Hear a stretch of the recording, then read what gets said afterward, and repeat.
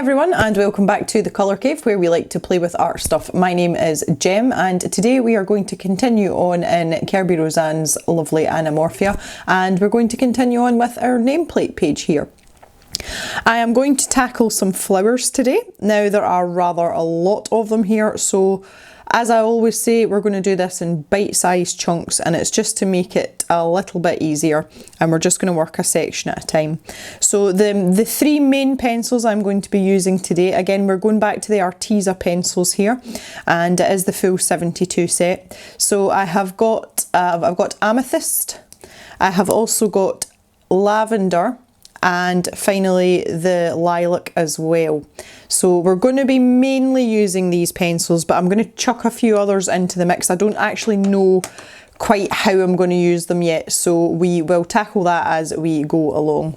So my plan with these flowers is because they sort of range all the way around the picture, I want to use mostly pinks and purples, but I want to have the darker colours, so mostly the purples in the bottom part and use the paler colours in the top. And I think it's just going to give us a nice sort of variation. It might look a little bit out of balance, but I'm going to just wait and see how it looks and then go from there.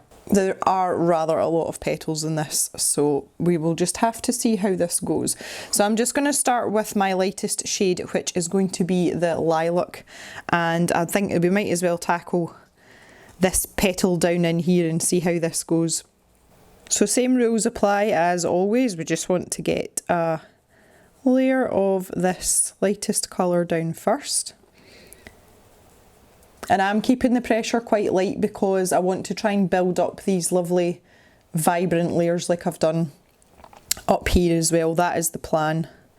So let's identify this as an entire flower. Some of you will have seen me do this before, but when you've got a really busy picture like that, just by laying down a light layer of your lightest colour, it just helps to identify what is part of the flower and what's not. And quite often I find it helps me figure out what other things in the picture are.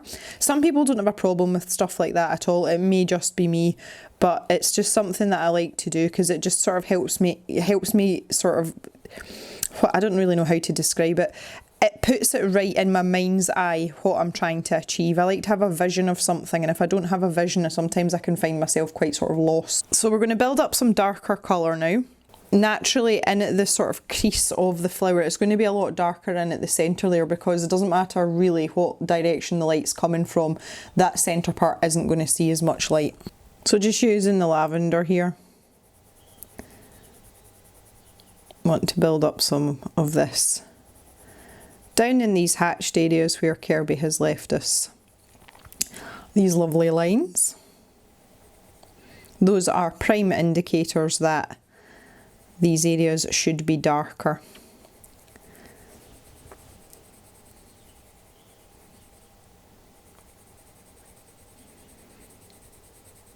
So I may even bring this quite far up and just have the lilac at the very tips. Now if we go lightly here, it gives us lots of options. Did you hear Pip grumping there? I don't know what that was for. I'm convinced that she just kind of likes to make a noise, just, you know, just for fun. I think she's just a noisy dog. She's always been very vocal right from when she was a very small puppy. I still think of her as a puppy even though she's monstrous now. But yeah, even as a very small puppy, she used to, before she was house trained, she used to cry when she needed to go to the toilet, you know, just before she did it. It's really cute. We were saying to her, it's okay, you're allowed. But that really helped when we were house training her though, because we knew the minute she started to cry, you just used to like whip her out the door. It's like, go quick. Okay, so I've got the darkest colour now, so I'm into the Amethyst. And we'll really sort of lay this down. I'm starting with this petal here. It just seems the easiest one to kind of gauge everything else by, and you can see even just a light layer of that amethyst really sort of like it's deepening it down and making it look not dark, but just that it's got some depth to it without overly complicating things or So I think I quite like that. So I'm going to take the lavender, I'm just going to kind of blend in some of the lavender here. And I'm going to bring this almost to the edge of this petal. Like this. And then I'm just going to take that lilac, which was the lightest colour. I pressed a little bit too hard there. That was an accident. That was a fine motor skills issue there. But I should be able to fix it. It should be alright. My hand's quite sore today. Like, it feels really sort of stiff and achy, but it is very damp outside. So that may be a factor. But there we go. Just blend that in. I've been dropping a lot of things today as well. Again, it's just another side effect. Haven't dropped anything breakable though, so that's okay. I'll pop this in the middle a bit instead of being all off to the side. There we go. So back to the amethyst now. So I'm really pushing the sort of depth of the colour here as much as I can, and the paper's starting to give in now. I don't think I'll get much more pencil down on here, but we're going to try.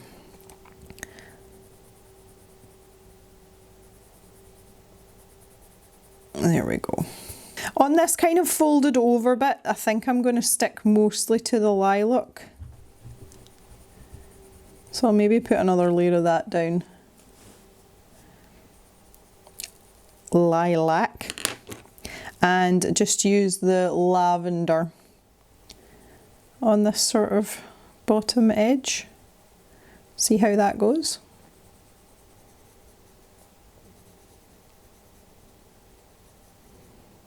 So in exciting news this week, my best friend got engaged. So that's quite exciting. And I went with her to a wedding fair a couple of days ago. She is like freshly engaged, so they haven't made a lot of plans in terms of what they actually want, but she was just wanting to get an idea of, you know, of things, you know, as a starting point. I did warn her that she was going to get, you know, ambushed the minute she went in the door, and she did get to a point where she's like, I have to get out of here, Jim. So we went for beer and food instead, which I thought was a great idea, which is normally how our excursions end anyway. It doesn't matter what we're doing, it all usually finishes with beer and food. So, but it gave us the chance to kind of digest everything that we'd seen and sort of just talk it over without any sort of, you know, really serious conversation. So I think it was really good for her, and I think she's got a better idea already of what she wants. Her husband-to-be was supposed to be going with her, but he had to work, so I was drafted in, which is absolutely fine. It's quite nice as well, because I've only been married myself a year and a bit. You know, my sort of wedding preparation type stuff's still quite fresh in my mind, so it was nice to be able to sort of throw in my tuppence worth and give her my thoughts, etc. So that was pretty cool. She's not actually asked me in any sort of official capacity to be her Maid of Honour, and I'm not expecting to be, but I'm prepared in case I might be. But she has said that she's having 2 bridesmaids, of which I will be one, which is really nice, because she was my one and only bridesmaid when I got married, and she is my best friend. I don't actually have a lot of close female friends. I'm quite picky.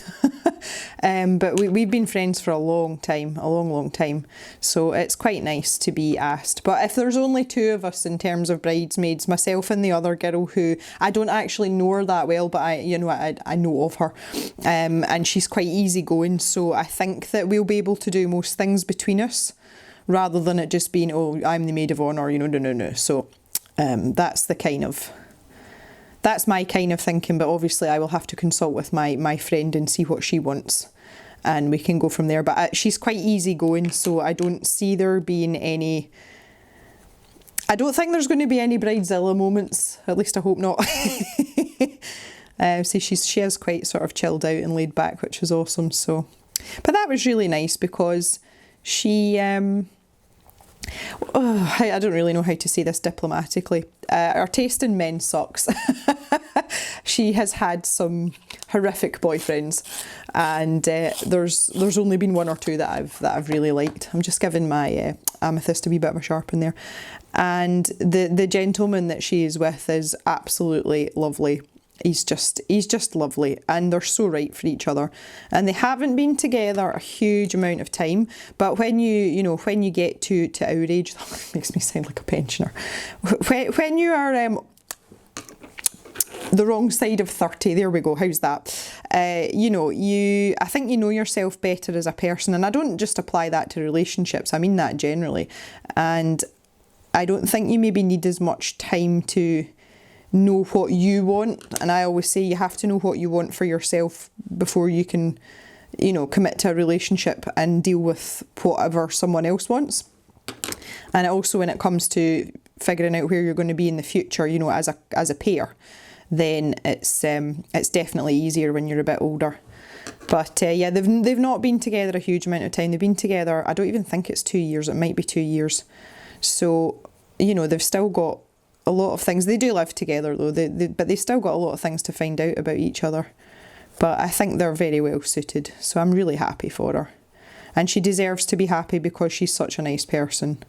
Obviously I'm going to say that because she's my best friend, but she's firm and fair when she needs to be. She is a manager of a coffee shop, and she has a lot of responsibility, and if you ask any of her staff when she's in work, she's a badass, which I find hilarious, and people feel her wrath, but it's always justified. She's quite sort of level-headed with it. So I'm just going to darken down this little fold in here. I don't really know what's going on under here, but I think it should be dark, so I'm going to make it dark.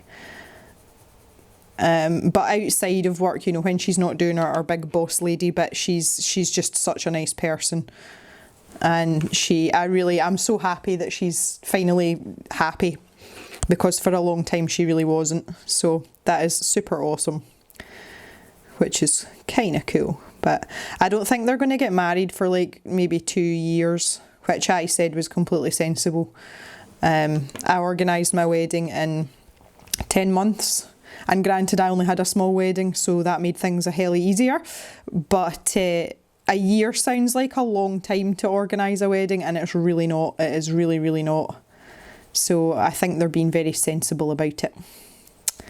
So, but yeah, it's nice to kind of go and do the bit and not be the one that's having to do all the organising and the planning, because I more or less did everything myself. Obviously, with the hours that Mr. Jem works, I was basically left to do most of it. I did sort of delegate tasks to him, which he did complete, but they were minimal compared to what I did myself.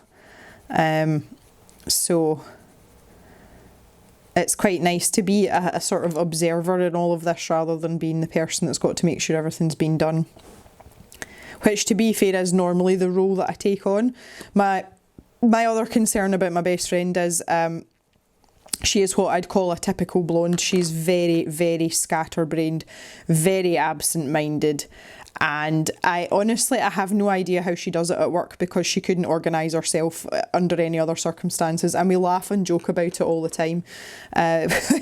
This coming weekend we're going to a music festival. We're going to Oktoberfest, and I have bought the tickets, and I was going to take the ticket for her and her partner when I went to meet her the other day, so that they had their own tickets just in case we were late, or something happened and we missed a train or something. And then I thought better of it, because if I gave them to her, she would probably lose them before the weekend. So I said to her when I met up with her, I said I was going to bring the tickets today, and I thought better of it, and I thought I'll just keep them for the four of us. And she started to laugh. She said, "I've got a confession to make." And I said, "What is it?" The wedding fair that we went to was tickets only, and she forgot to bring the tickets with her when she came to meet me. So she had to phone her fiance, get him to take a screenshot of them, and then send her the screenshot, in the hope that the admissions people on the door would take that, which thankfully they did. But that was the sole reason for us meeting up, was to go to this wedding fair. It's not like we were doing like other things, and that just kind of like sums her up in one swift action. It was really funny though. And I was like, yeah, I'm really glad I didn't buy the tickets. So, but that is just the way that she is. But I always say it's like we were meant to be together, because I'm like so organised that I meet myself coming back. So I've got enough organisation for both of us. So we kind of balance each other out. It's quite funny though. So yes, we shall see how the wedding preparations go. But I just said to her, I was like, look, if you want help, you know I will help you. You just have to ask.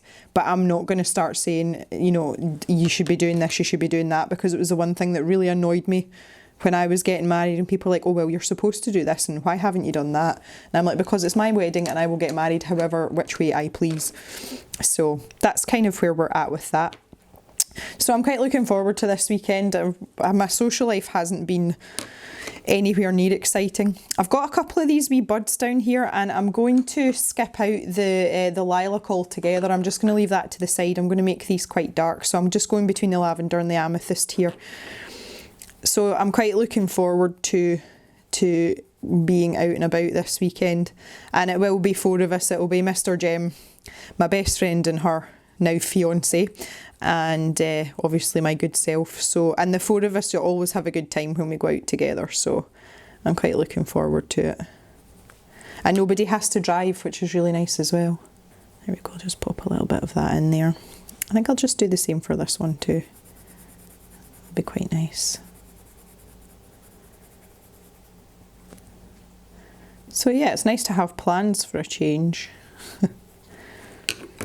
I do have my, in a couple of weeks, I've got my sister-in-law's 50th birthday, and I am dreading it because it's fancy dress. I hate I hate going to parties anyway, but I hate fancy dress even more. So I am dreading that, and she's having it at our wedding venue, which just feels a bit weird, to be honest. But it's okay, it'll be fine. But that's a whole weekend affair, so. And in amongst that, I was thinking about it. I don't know what to do, because I will have to keep up my Inktober prompts while I'm away. So I'm going to have to take some drawing stuff with me to make sure I get my Inktober prompts done. I'll probably keep them simple those days. I'm trying to figure out if this is a bud or not. I think it is. And if it's not, it is now. So I've been thinking about that as well. For those of you that are interested in Inktober, I will be, sorry, I was just clicking my fingers at my dog there. I will be posting my prompts daily on my Instagram, so if it's something you want to follow along with, you can check out my Instagram. The link to it's in the description, and it's also at the end card as well if you want to see what I'm up to with that. I won't be doing a huge amount on YouTube, because it kind of derails things, and it's not always fitting. You know, it doesn't always fit in with the content that I've got otherwise, like colouring. So if you're interested in seeing all my Inktober prompts and what I do, you're best to head over to Instagram. But I'm going to do a couple of videos actually doing some of the prompts as well. So if you like that kind of thing, then you're all good. Okay, let's move over a wee bit now. So we've got these kind of tall, skinny things. I'm terrible with flowers and plants. Some of you will be perfectly aware of that already, but I didn't pay attention in plant class when I was at university. So I'm going to jump over to this lilac again, and it's just so that I've got contrast between that and the one that's next to it. So hopefully that makes a little bit of sense. And I'm just going to give it a once over all the way down here. I don't like the fact that these parts kind of like merge into the stem. That kind of bugs me a little bit. Sorry, Kerby. But I'll just kind of naturally stop the pencil there, I think. And I'm going to skip out the lavender and just go straight to the amethyst. When I'm doing this, I'm going to make sure I've got a really good point on my pencil. But yeah, that's pointy. All I want to do is help to define and separate out these different sections. So I'm just going to use some flicky motions, like this. And I'm going to separate out these petals just by using that at the bottom of each of these sections, just going over Kerby's little flicky lines and maybe extending them out slightly, like this. There's a kind of random section in the middle there. Now these don't have to be too tidy, because we're going to blend them out with the lilac in just a wee minute. There we go. So I'll go back to my lilac now. And I'm just going to, I'm going to go over the top, but I'm going to push up the way. So I'm going in the direction that I put the flicks in with the darker pencil. And I'm just leaving the very tips a little bit lighter. And again, it's just helping to separate out all these different sections. Like this. I can hear Mr. Jem coming. I haven't seen him all day. It's after 6 now, so I suppose I'm going to have to go and speak to him. Okay, that's not really given me as much contrast as I would have liked. However, I shall let that one slide for now and not worry about it too much. I'm going to leave this one because I'm going to do it the same as this one, and I don't want you guys, you know, having to watch me do all the same things. Now we do have, I'm going to have to zoom out for this one. We do have quite an interesting flower here that reaches up. Right, okay, so what do we do with this one? I think we go the 2 darker colours for the sort of poofy bits in the middle, and then these sort of sticky outy bits. Well, so technical here. I think I'll use the lilac and the lilac and the lilac and the lavender. It's lavender. Oh, this camera's driving me bananas. Lavender. Yes, this one. Look, hello here. Nope, nope. There we go. Right, so let's start with the lavender then.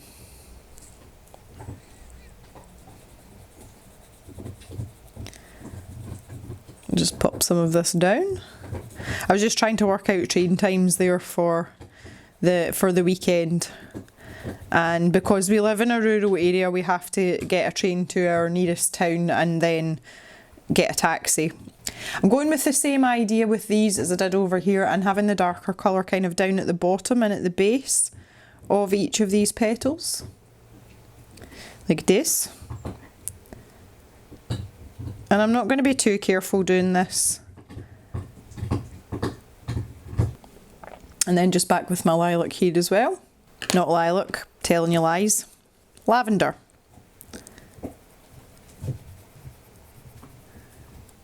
And all I'm doing is blending out some of these darker edges. Get rid of those kind of harsher lines.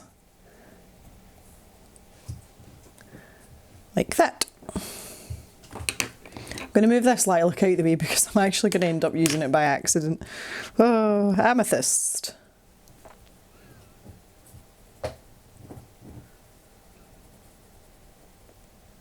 There we go. I've also just had to put my heating on as well. I'm cold. It's getting to that time of year. It's actually been quite mild. I can't really complain, but it's been very, very wet.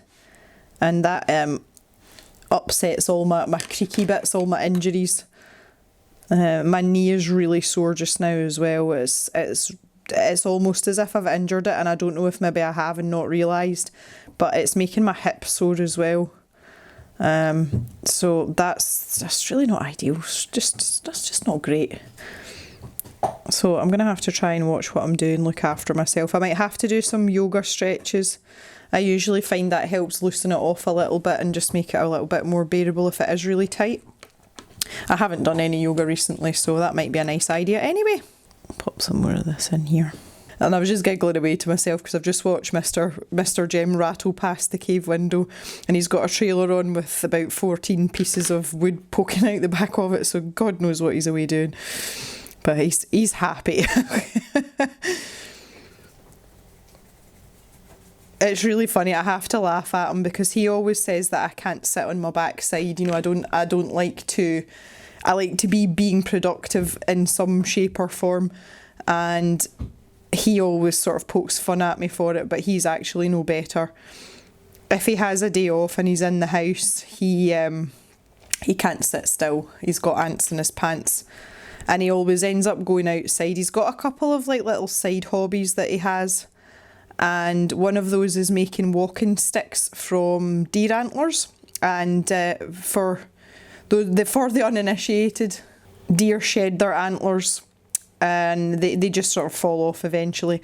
So he picks them up and makes like coat hooks out of them, or it's usually heads for walking sticks, and he sells these walking sticks at the local market. I made one for my grandmother, and she She actually calls it by his name, which I think is hilarious.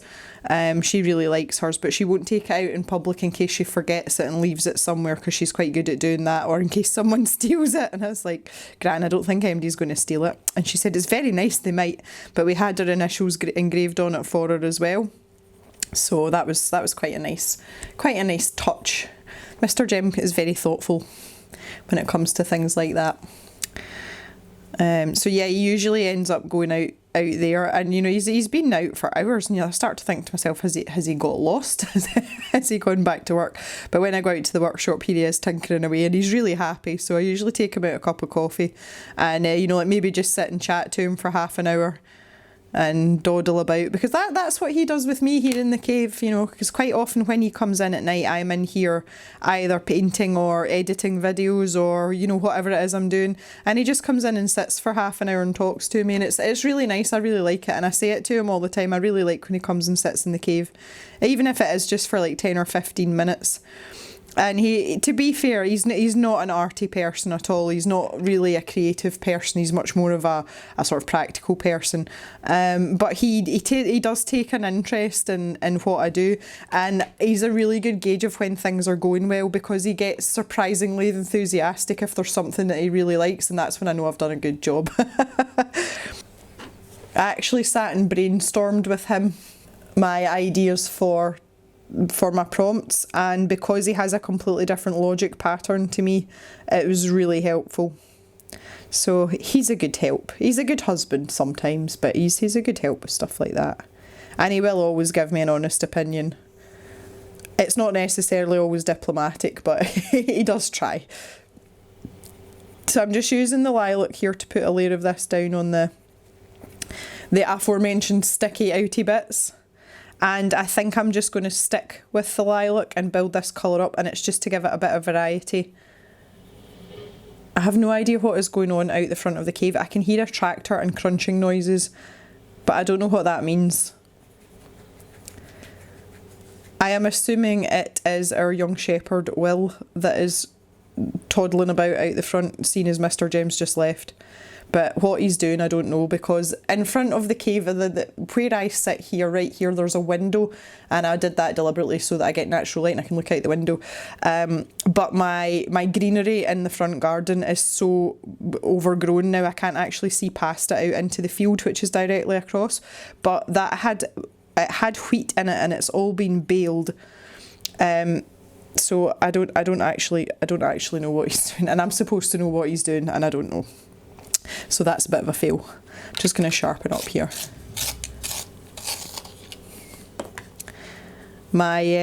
Once again, I've done it completely unintentionally, but my nail polish matches the colours that I'm using today.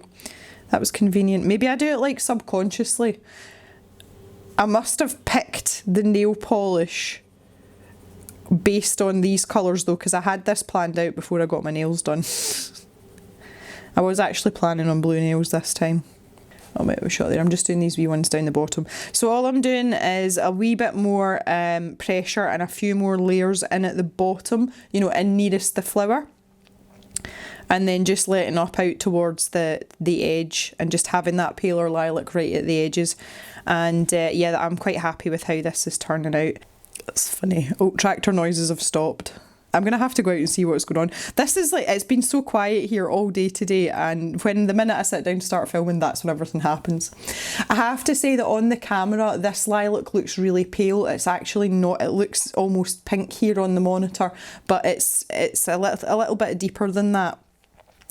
So yeah, I just thought I would make you aware of that. Right, I think I'm going to go down here now. I'll do maybe one of these, and then I'm going to start moving up the way and using some of the pinks just so you can see that as well, because there's 3 or 4 of these flowers that are all the same, so I will be doing them all in the same fashion. So I think we'll kind of go for the same idea as we did over here. That's turned out really well. I'm really pleased with that. So we'll carry on that idea over here, and again these look much deeper and richer, so these are going to pop out next to this sort of big funky whatever it is. I don't know what it is. If anybody wants to identify any of these flowers for me, please feel free. If any of you are green fingered, I am certainly not. apart from Amy, my plant that sits on my windowsill. I've had her since I moved here, and that was in 2016, and she's still alive, and that is a miracle in itself, and I'm very, very proud of myself for that. I have a plant that sits in my porch window, so that's like, this is like our what I call the dirty doors, where we come in and out with our wellies and things on, and I think it's a ficus. Is that how you pronounce it? I don't know. And it's grown like crazy, and it's still alive. It looks a bit sick sometimes, but I do try my best to remember to water it. And I think it actually needs a bigger pot now, because apparently they grow to be like, you know, like small tree size or bigger. So it's still alive. I've had that a little while too now. But yeah, I had to ask, because my mum kept bringing me plants at one point, and she was trying to make the house feel homely. Like, I understand what she was trying to do, and eventually I had to ask her very nicely to please stop, because I struggle to look after things like that, and I keep saying to her, I've got 3 dogs and a husband to look after. Don't give me any more responsibility, because that's more than enough for me. And I start to feel guilty if I kill a plant, which is ironic considering you know, the farming situation, but I do, because it's neglect. it's not to eat it or anything, it's just neglect. So yeah, we had to put a stop on the plant thing. So I'm just not very good at looking after plants, I'm afraid. I think it's because they don't move or make noises. Like, I am exceptionally good at looking after animals. If I wasn't, I'd be in big trouble by now. But I think it's just because they move about a lot, and they generally, especially the dogs, they tell you when they're hungry. Even if you forget, they won't. Plants kind of different.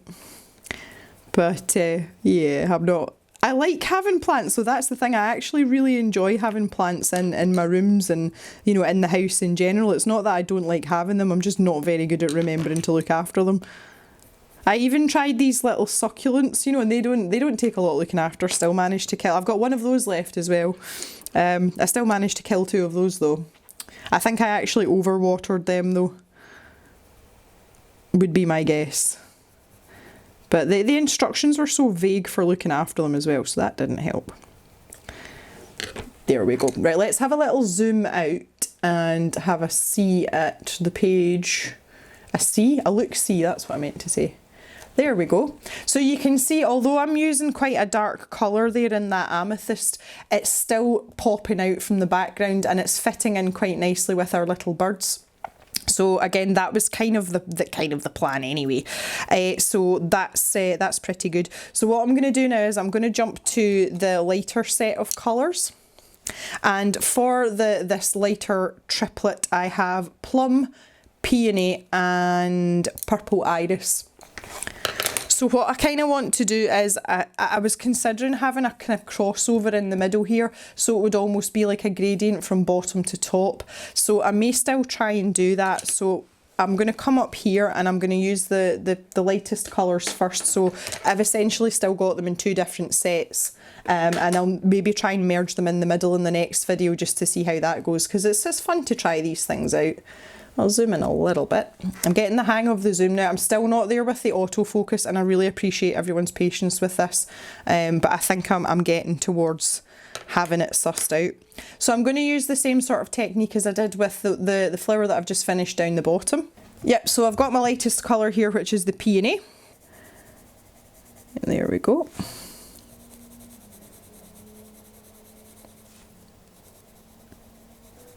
I'm not really a pink person. I'm not hugely excited by pink. But there are some quite nice pinks in this Arteza set of pencils. Okay, so now I'm going to go to my plum. And I'm starting in these kind of like hatched areas, as Kerby has indicated to us his preference for where the shadowed areas should be. So I think I'll actually keep these just with these 2 lighter colours, and that might help with the gradient. You know, as I get further down, I can introduce the purple iris further down. That's a good idea. In order to get some contrast and some depth, we're going to have to work on the layers a bit more. So again, just making sure that I'm keeping things light, not particularly accurate at this junction. Oh, what's wrong with me tonight? Juncture, there we go. To begin with, until we sort of decide where things are going and make things pretty. I need a better point on this one. A bit sharpening. There we go. I kind of contemplated the plum for our little tummies on our hummingbirds. That was one of the colours that was in contention, but I changed my mind because I thought that would be better for flowers.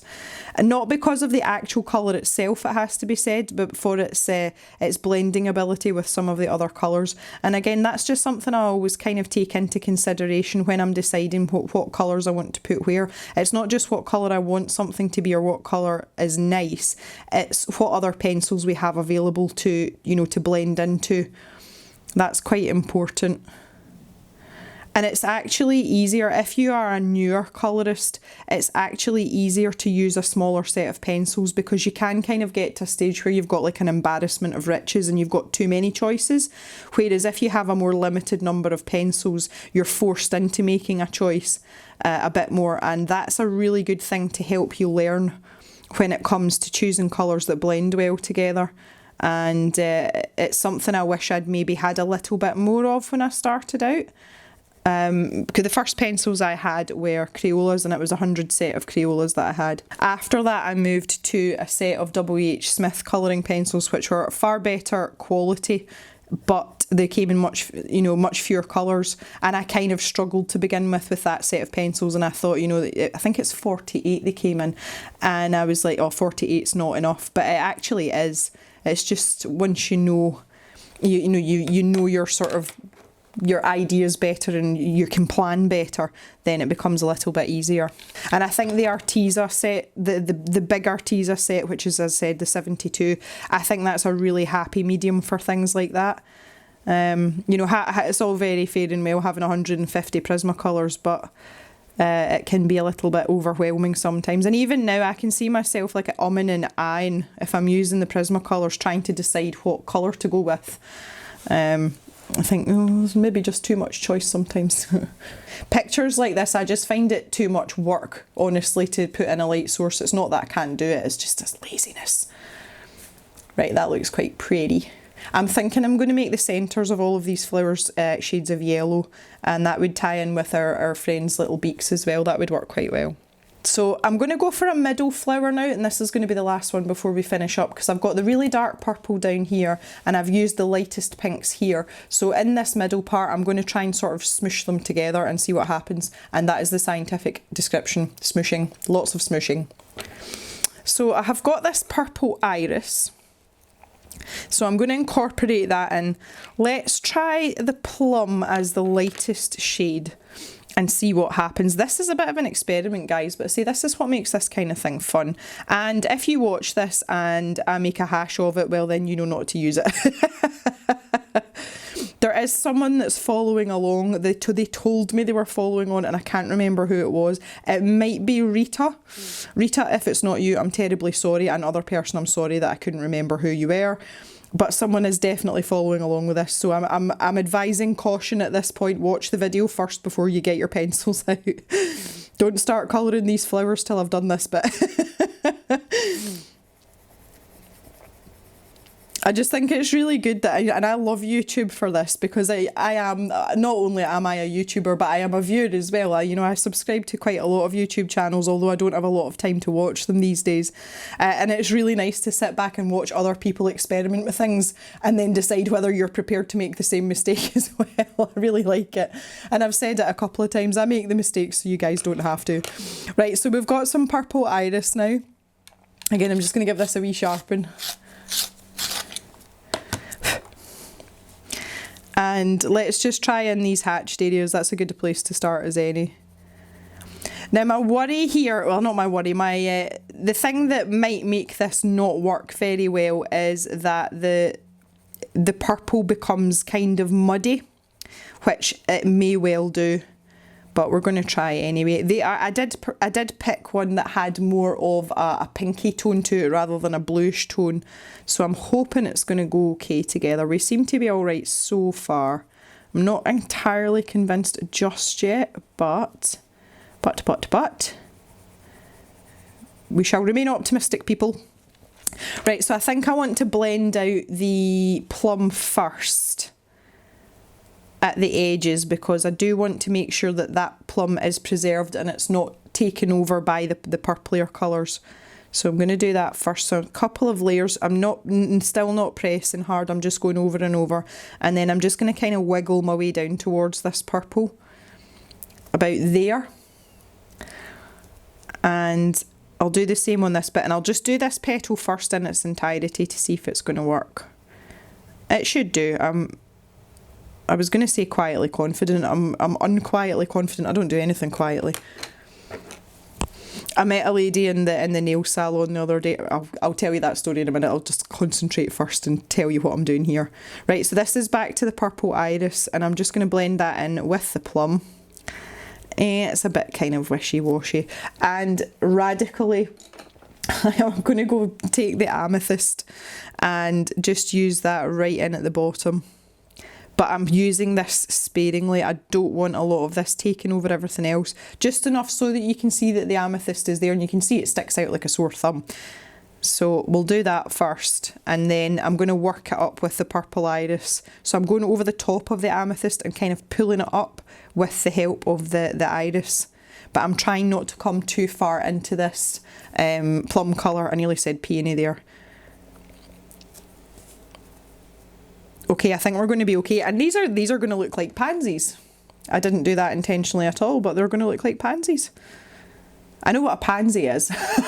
There's a flower I do know. That's only because we used to have a bajillion of them in our garden when I was a little girl. I don't know if my mum still got pansies in the garden. Pansies were very, very fashionable in the 80s though. I don't know if they're still fashionable or not. Again, if there's any keen gardeners, you can let me know. Tell me in the comments. There we go. Right, okay, I'm quite happy that that's going to work, and they're still nice and bright, so we'll carry on with that. Yeah, so I was in the nail salon the other day, as I do, and there was a lady in who I'd never seen before, but that's not uncommon. The nearest town isn't a big place, but it's big enough, and I'm not in there frequently enough to kind of know everybody. So this lady was sat down next to me and getting her nails done, and it turns out she was going away somewhere for 5 weeks. I never got to find out where she was going, but I think it was kind of like a holiday with a purpose sort of thing. And she started, and she was chatting away to the girl that was doing her nails, and do you know that way I was sitting right next to her, you can't not hear what she's saying, but it was her accent. Although she had a local accent, it had this kind of West Coast twang to it, and I thought, that's interesting, because I am from the West Coast and I do not live on the West Coast anymore. And anyway, so she was very, very chatty, and we kind of ended up sort of chiming in on each other's conversations, and it turns out that she worked in Glasgow for years and years, hence the twang. So we kind of got talking, and we were yapping back and forth, and the girls that were doing our nails were kind of joining in, but they were more sitting listening and laughing at us chatting away as if we'd known each other for, you know, forever. And she was saying that one of the flaws of our personality, and what she used to get into trouble at work for, because she's now retired, which is how we got into that conversation, was that that she never shut up. And I said to her, I says, well, you're in absolutely good company, because I am also like that, and I can't help it. Like, I physically can't help it. It doesn't matter how hard I try to be quiet, I can't do it. Something always ends up coming out my mouth. And she was laughing so much. She's like, oh my God, she's like, you and I are two peas in a pod. And she said, I've been like that since I was a little girl. And I said, yep, you speak to my mum and you ask her. But it's really good to have an outlet for something that feels wrong and people give you into trouble for all the time. And that's why I really enjoy doing these colouring chats and the occasional drawing chat as well, because the most common comment that isn't a question that I get is, I love listening to you talk, and you've no idea how nice that feels, because I have been told my entire life that the amount of talking I do is wrong and it's annoying and nobody wants to listen to it. So it's really nice to have an outlet for that, and I've had some really nice emails from people as well that actually, like, you know, kind of made me cry a little bit, because people have said to me that they're maybe in a situation where they're isolated most of the day, and it's nice to have someone to chat away to, as in, me sitting doing these colouring chats. And that was kind of the idea behind it, because that's the position I'm in. I'm on my own most of the day, and although I talk to my dogs, it's nice to be able to still have my chattiness, and to think even for a second that it's helping even one or two people that are dealing with chronic pain, or are just on their own, or don't have a buddy to colour with, because that seems to be quite a big thing as well. A lot of you don't have, friends nearby that you can physically go and colour with. So, you come onto YouTube and you sit and listen to me witter on about nothing that's usually of any importance, but it's so lovely to hear that something like that helps people. So I never thought I'd be able to use my constant yakking to help people. So you're most welcome to the people that have commented and emailed me and thanked me. But I'm doing what I love doing. It's not it's not all for you guys. That sounds terrible. You know what I mean though. It helps me too. So it's a very mutually beneficial relationship we've got going on here in the cave. But that lady in the nail salon, she made me laugh. I thought, that's what I'm going to be like when I'm like 65. That's going to be me. Because she was getting a hand massage as well, and Laura, the lady that was doing my nails, I said to her, I was like, you do hand massages? And she's like, yeah, do you want one? And I was like, not today, but next time, because they put like lovely moisturisers on your hands, and obviously when you're finished it makes your hands a wee bit slidey. And when I'm going outside to work with Mr. Jem, any nice things that have been done to my hands are soon become not nice things. So I did say to her though, the next time I'll make sure that I don't have anything pressing to do outside afterwards, and at least my hands can smell nice for a couple of hours. But it looked so good. It looked relaxing. I was talking the other day to someone about places that are, we were talking about ASMR videos, and it's either a thing that you get or you don't, and I definitely do. And we were talking about the difference between what is classed as an erogenous zone and what is not, that's somewhere that's just nice to be touched. That was an interesting conversation. But we were talking about ASMR, and most people that do get an ASMR like type trigger, it's usually in their scalp or down the back of their neck, like down their spine and into their back. And it's weird because I get it at the front. And one of the places that does that to me is if anybody touches my ears or my neck, and it doesn't have to be like a gentle sort of affectionate touch. You could poke me in the neck and it happens. It's weird, but it's kind of cool. I kind of like it. But I make a funny noise. I go, So I kind of feel sorry for people that don't get tingles from ASMR. I don't know whether it's maybe because they just haven't found the thing that does it for them. Because there's certain things that really don't do it for me. I don't like mouth sounds or like kissing noises, which is actually a really common one. If you watch any of the ASMR channels for like 10 minutes, you would find that out. I think it's revolting because it reminds me of someone chewing with their mouth open when they're eating. So that really doesn't do anything for me. But yeah, there's so many different things though, and it's just, I don't know, I think I'm quite lucky that it really helps me, because when I have my bouts of insomnia, it's kind of episodic insomnia that I've got, and I tend to get a run of maybe 2 or 3 weeks where my sleeping pattern just is absolutely shot. And sometimes I listen to ASMR videos to help me relax, and try and maybe not even sleep, but just to be able to rest. And I've tried quite a lot of different things, just to find out what works for me and what doesn't. But yeah, the mouth sounds, no, absolutely not. It's revolting. It doesn't make me happy. Okay, that flower looks okay. I want to zoom out so that we can see all three. There we go. So can you see, I hope you can see where I'm going with this. It's not quite going to be a gradient top to bottom or bottom to top, but I just want to have that bit of interest in the picture. So by the time I fill all these ones in these pale colours, and add in a few more with the pink and the purple, and then the purple at the bottom. I'm hoping that that's going to look really nice. I don't know for sure until it's finished, but I'm reasonably happy with how it's gone so far. I think we're going to have to call it a day at that. I don't actually know how long I've been sitting here because I've been back and forth. I've kind of lost track of time. But next time when we come back, we will be doing more of these flowers. I'm not going to do these off camera. I just wanted to give you an idea of what I was going for today. But when we come back next time, we'll pick up exactly the same pencils and we'll try some of the different shapes of flowers around the other sides and see how we get on. So once again, thank you for coming and joining me in the cave today, guys. You know, I always very much appreciate it. And I've quite enjoyed this today. This has been fun and it's starting to look quite colourful and pretty. So I shall see you soon back in the cave for another video. Don't forget to check out my Instagram for my Inktober posts because they'll be starting up really soon. And hope you all have a good day. Bye for now, everyone.